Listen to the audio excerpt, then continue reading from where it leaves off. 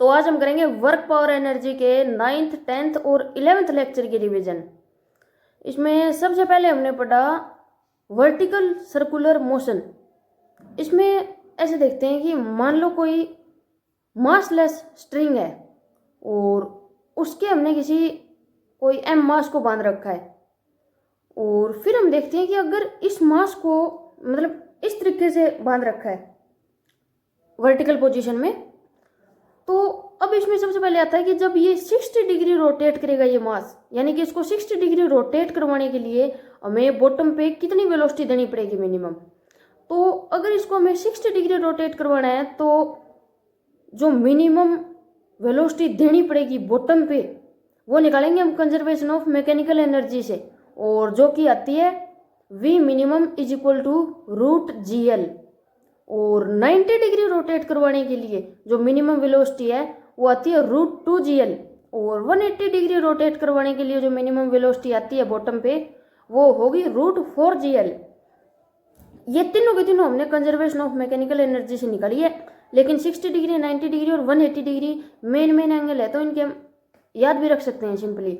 और अगर किसी और एंगल पे पूछ लिया जाए तो simple conservation of mechanical energy लगाओ और हम किसी भी एंगल पे रोटेट करवाने के लिए बॉटम पे मिनिमम वेलोसिटी कितनी देनी है वो निकाल सकते हैं।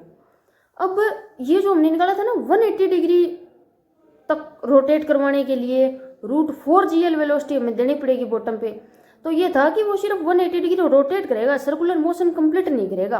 अगर हमें सर्कुलर मोशन कंप्लीट करवाना है तो रूट 5GL वेलोसिटी देनी पड़ेगी उसको मिनिमम। ये भी कंजर्वेशन ऑफ मैकेनिकल एनर्जी से और एक तरीका और लगा के निकाला था।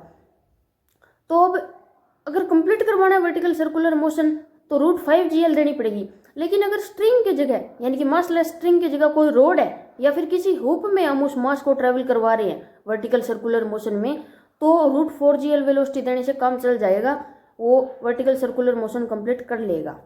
और उसके बाद हमने देखा था कि वर्टिकल सर्कुलर मोशन में टेंशन कैसे निकालते हैं। तो वर्टिकल सर्कुलर मोशन में टेंशन निकालने के लिए हमें FBD ड्रॉ करना पड़ेगा और उसमें फोर्सेस को बैलेंस करके हम टेंशन निकाल लेंगे किसी भी पॉइंट पे। और वर्टिकल सर्कुलर मोशन में वेलोसिटी निकालने के लिए तो कंजर्वेशन ऑफ मैकेनिकल एनर्जी लगाना पड़ता है, और वर्टिकल सर्कुलर मोशन में टेंशन निकालने के लिए FBD बनाना पड़ता है। अब इसमें कुछ एक डिफरेंसेस थे, जैसे वर्टिकल सर्कुलर मोशन में बॉटम पे हमने जो वेलोसिटी दी है ना, उसके बाद जब वो ग्रेविटी के अपोजिट में 60 डिग्री एंगल ट्रेवल करेगा ना, तब रूट GL वेलोसिटी उसकी कम हो जाती है, और जब 90 डिग्री ट्रेवल करता है तो रूट 2GL वेलोसिटी उसकी कम हो जाती है। तो इस हिसाब से मान लो हमने अगर रूट GL दी है बॉटम पे तो वो 60 डिग्री ट्रेवल कर पाएगा, अगर रूट 2GL दी है तो वो 90 डिग्री तक ट्रेवल कर पाएगा, और अगर रूट 4GL दी है तो वो मैक्सिमम 180 डिग्री ट्रेवल कर पाएगा। और इसी तरीके से जब मान लो ऐसे ग्रेविटी के अपोजिट में ट्रेवल कर रहे हैं तो 90 डिग्री चलने पे रूट 2GL वेलोसिटी कम हो जाती है हर बार। और इसी तरीके से जब वापस आएंगे ना, यानी कि ग्रेविटी की डायरेक्शन में जब वर्टिकल सर्कुलर मोशन होना स्टार्ट हो जाएगा, एक बार टॉप पॉइंट पे पहुंचने के बाद जब वापस आएगा तो 90 डिग्री ट्रेवल करने के बाद वापस रूट 2GL वेलोसिटी बढ़नी स्टार्ट हो जाती है। यानी कि बॉटम से जब ऊपर की तरफ जाएंगे, बॉटम से टॉप जाएंगे तो रूट 2GL से वेलोसिटी कम होगी हर 90 डिग्री के बाद, और जब टॉप से बॉटम की तरफ आएंगे तो रूट 2GL वेलोसिटी बढ़ेगी हर बार 90 डिग्री ट्रैवल करने के बाद, यानी जितनी टॉप पे थी उससे रूट 2GL इंक्रीज हो जाएगी हर 90 डिग्री के बाद। ये शायद समझ में आ गया होगा, वैसे थोड़ा लेक्चर देख लेना आ जाएगा मतलब, और उसके लेक्चर देख लिया होगा, वैसे रिवीजन ही चलती है हमारी। और उसके बाद हमने देखा था कि टेंशन का डिफरेंस कितना होता है, जैसे हमने देखा वेलोसिटी का डिफरेंस कितना होता है हर एंगल पे 90 डिग्री के बाद रूट 2GL का डिफरेंस होता है, वैसे ही टेंशन जो बॉटम पे होती है ना वो 90 डिग्री ट्रेवल करने के बाद 3 mg डिक्रीज हो जाती है। और टेंशन का ये जो डिफरेंस है वो कांस्टेंट रहेगा, लेकिन किसी भी पॉइंट पे टेंशन कितनी है वो उस पॉइंट पे वेलोसिटी कितनी है उस पर डिपेंड करेगा।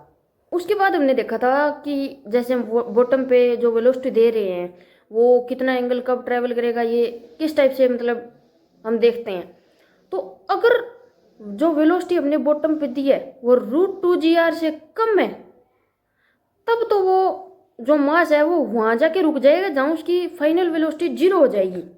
लेकिन अगर हमने जो बॉटम पे वेलोसिटी दी है वो √2gr से ज़्यादा है तो वो जो मास है वो वहाँ जाके रुकेगा जहाँ उसके ऊपर टेंशन जीरो हो जाएगी।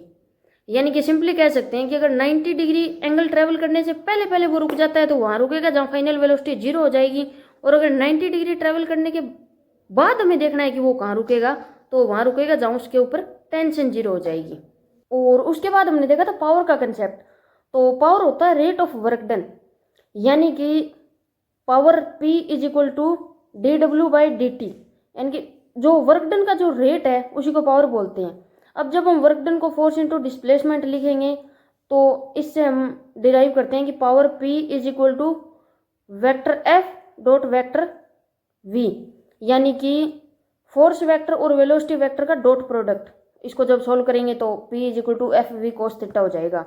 और ऊपर जो हमने पढ़ा था power P is equal to dW/dt, इसमें हम इस कंक्लूजन पे पहुंचते हैं कि वर्क डन और टाइम का जो ग्राफ है उसका स्लोप हमें पावर देगा, यानी वर्क टाइम ग्राफ का स्लोप हमें पावर देगा और पावर टाइम ग्राफ का जो एरिया है वो हमें वर्क डन देगा।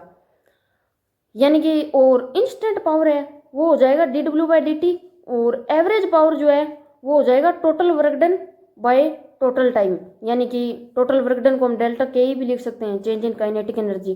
तो P average is equal to delta K divide by total time.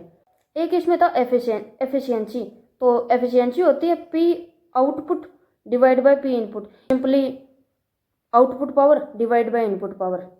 एक देखा था average power of water turbine जो कि होता है mgh बाय टोटल टाइम। उसके बाद देखा था कि जब पंप हॉरिजॉन्टल डायरेक्शन में वाटर को फ्लो करवाता है तब इस केस में जो एवरेज पावर आया था वो तो आया था ½ ρAv³, और जो इंस्टेंटेनियस पावर आया था वो आया था ρAv³। और इन 3 लेक्चर में हमने इतना ही पढ़ा था।